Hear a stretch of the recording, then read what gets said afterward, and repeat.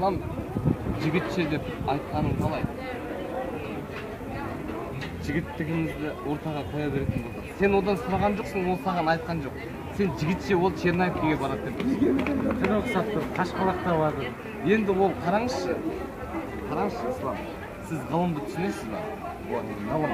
Философия деген нәрсе бар да. Мен оқымаған, о жағын оқымаған. Ислам, онда мен сізге айтып берейін кішкене. Сіз тыңдайсыз, дұрыс па? Жігіт, жігітше деп айтамыз да. Сен онан сұраған жоқсың.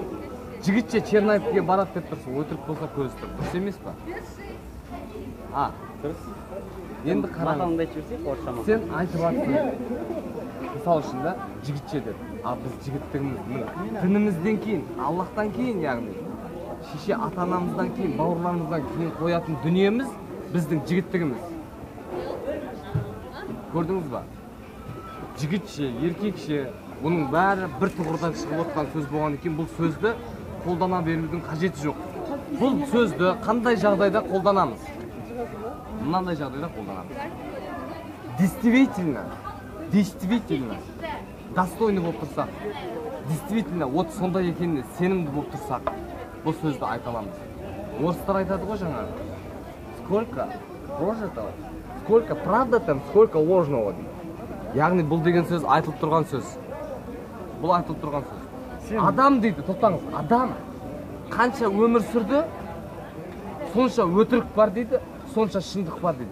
Сіз айтып тұрған шығарсыз. Мүмкін ойнап айтқан шығарсыз, мүмкін. Соған айтып жатырмын да, адам қанша өмір сүргенде, қанша шындық болса, сонша өтірік болады.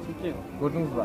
Бұл сөздің бәрі шындыққа жанасады. Сондықтан айтайын дегенім, еркектігіңізді бәсекеге қоя бермеңіз. Еркекше бұл Черняевкеде. Мүмкін ол Черняевка емес, Сарыағаш болып қалатын шығар. Енді қараңыз, өмір өтіп жатыр.